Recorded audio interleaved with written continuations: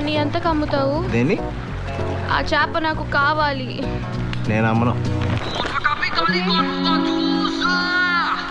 There you go, $100. No. $200. No. $500. Sorry. $1,000.